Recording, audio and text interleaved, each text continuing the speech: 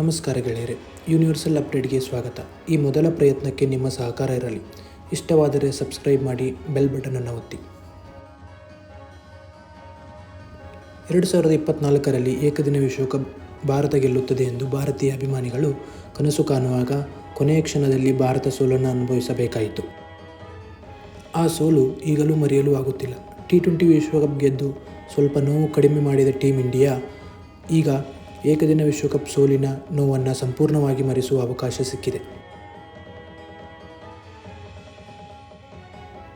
ಅದುವೇ ICC ನೇಮಿಸುವ champion trophy. ಇದು ಪಾಕಿಸ್ತಾನ ಮತ್ತು ದುಬೈನಲ್ಲಿ ಹೈಬ್ರಿಡ್ ಮಾದರಿಯಲ್ಲಿ ನಡೆಯಲಿದ್ದು, ಪಾಕಿಸ್ತಾನ ಮತ್ತು ಭಾರತ ಎರಡೂ ತಂಡಗಳು ತಮ್ಮ ಸ್ಕ್ವಾಡ್ಗಳನ್ನು ಪ್ರಕಟ ಮಾಡಿರಲಿಲ್ಲ. ಇದೀಗ ಭಾರತ ಪ್ರಕಟ ಮಾಡಿದ್ದು,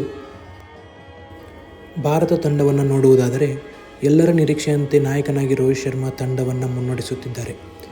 ಯಾರೂ ನಿರೀಕ್ಷೆ ಮಾಡದ ರೀತಿಯಲ್ಲಿ ಉಪನಾಯಕನ ಪಟ್ಟಕ್ಕೆ ಯುವ ಆಟಗಾರ ಶುಭ್ಮನ್ ಗಿಲ್ಗೆ ಅವಕಾಶ ಸಿಕ್ಕಿದ್ದು, ಇನ್ನು ಉಳಿದ ಆಟಗಾರರು ವಿರಾಟ್ ಕೊಹ್ಲಿ, ಯಶಸ್ವಿ ಜೈಸ್ವಾಲ್, ಶ್ರೇಯಸ್ ಅಯ್ಯರ್, KL ರಾಹುಲ್, ರಿಷಭ್ ಪಂತ್, ರವೀಂದ್ರ ಜಡೇಜಾ, ಅಕ್ಷರ್ ಪಟೇಲ್, ಹಾರ್ದಿಕ್ ಪಾಂಡ್ಯ, ವಾಷಿಂಗ್ಟನ್ ಸುಂದರ್, ಕೇದಾರ್ ಜಾಧವ್, ಜಸ್ಪ್ರೀತ್ ಬುಮ್ರಾ, ಮೊಹಮ್ಮದ್ ಶಮಿ, ಹರ್ಷದೀಪ್ ಸಿಂಗ್.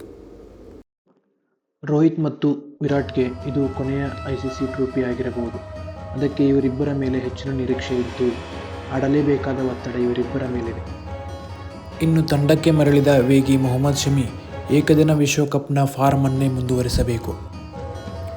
ಕನ್ನಡಿಗರಿಗೆ ಖುಷಿ ವಿಷಯವೇನೆಂದರೆ KL ರಾಹುಲ್ ತಂಡಕ್ಕೆ ಆಯ್ಕೆಯಾಗಿರುವುದು. ತಂಡದ ಬೌಲಿಂಗ್ ಶಕ್ತಿಯಾಗಿ ಜಸ್ಪ್ರೀತ್ ಬುಮ್ರಾ ಬೌಲಿಂಗ್ ವಿಭಾಗವನ್ನು ಮುನ್ನಡೆಸುತ್ತಾರೆ.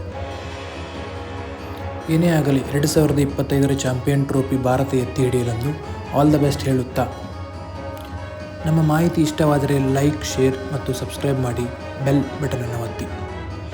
ನಮಗೆ ಹೆಚ್ಚಿನ ವಿಡಿಯೋವನ್ನು ಮಾಡಲು ನಿಮ್ಮ ಸಹಕಾರವಿರಲಿ ಎಂದು ಕೇಳುತ್ತಾ ಮುಂದಿನ ವಿಡಿಯೋದಲ್ಲಿ ಸಿಗೋಣ. ನಮಸ್ಕಾರ.